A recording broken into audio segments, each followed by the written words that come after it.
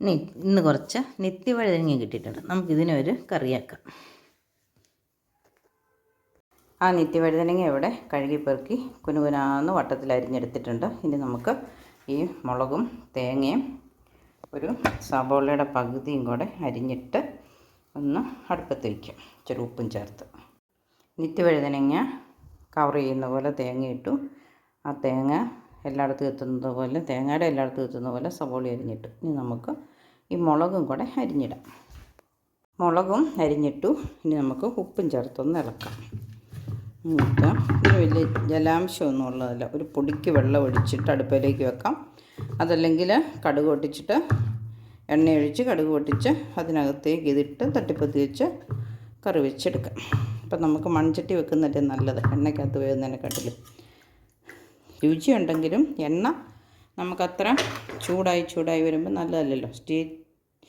Aluminium ചീനച്ചട്ടിയിലോ ഇരുമ്പ് ചീനച്ചട്ടിയിലോ ഒക്കെ ആകുമ്പോഴത്തേനും എണ്ണ നന്നായിട്ട് ചൂടാകും. മൺചട്ടിയിൽ തീ കുറഞ്ഞിരുന്ന് വെന്തിട്ട് അവസാനം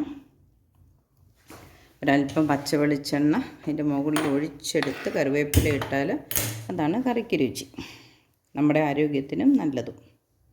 നമുക്കങ്ങനെ ചെയ്യാം. തീ കത്തിച്ചു. ഇനി ഒന്ന് മൂടി വയ്ക്കും.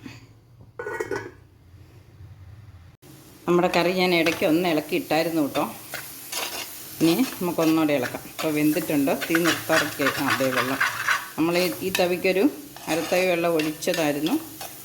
എന്നാലും അതൊക്കെ പറ്റി നന്നായിട്ട് ഉണങ്ങി വന്നിട്ടുണ്ട്. ഇനി നമുക്കൊരല്പം എണ്ണ ഇതിൻ്റെ അകത്ത് ഒഴിക്കാം. ഒഴിച്ചില്ലെങ്കിലും കുഴപ്പമില്ല കേട്ടോ, നന്നായിട്ട് തേങ്ങ ചേർത്തതാണ്. എന്നാലും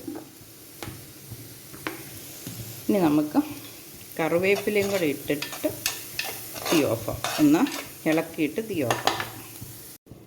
കറിവേപ്പില ഇട്ടു, ഒന്ന് ഇളക്കി തീ കെടുത്തിയിട്ട് ഇതിവിടെ മൂടി വെച്ചാൽ മതി. ചിരട്ടയുടെ ഒരു കഷ്ണം കണ്ടോ ഒക്കെ ഉണ്ട്. നന്നായിട്ട് ഉണങ്ങി വന്നിട്ടുണ്ട്. നല്ല ടേസ്റ്റാണ്. നിത്യവഴുതനയെന്ന് പറഞ്ഞാൽ നമുക്ക് എന്നും വെള്ളം ഒഴിച്ചു കൊടുത്താൽ മാത്രം മതി. ഒരു വളം ഇട്ടില്ലെങ്കിലും 365 ദിവസവും കറി വെക്കാൻ തരുന്ന ഒരു സാധനൊരു പച്ചക്കറിയാണ്. അപ്പോൾ എല്ലാവരും നിത്യവഴുതനയൊക്കെ നല്ല ഗുണമുള്ളതൊക്കെയാണ്. നട്ടുപിടിപ്പിക്കാനൊക്കെ ശ്രമിക്കണം. പിന്നെ എൻ്റെ വീഡിയോ ഇഷ്ടപ്പെട്ടെങ്കിൽ ഷെയർ ചെയ്യണം, ലൈക്ക് ചെയ്യണം, ചാനൽ സബ്സ്ക്രൈബ് ചെയ്യണം. പുതിയൊരു വീഡിയോ ആയിട്ട് വരുന്നവരെല്ലാവർക്കും ബൈ.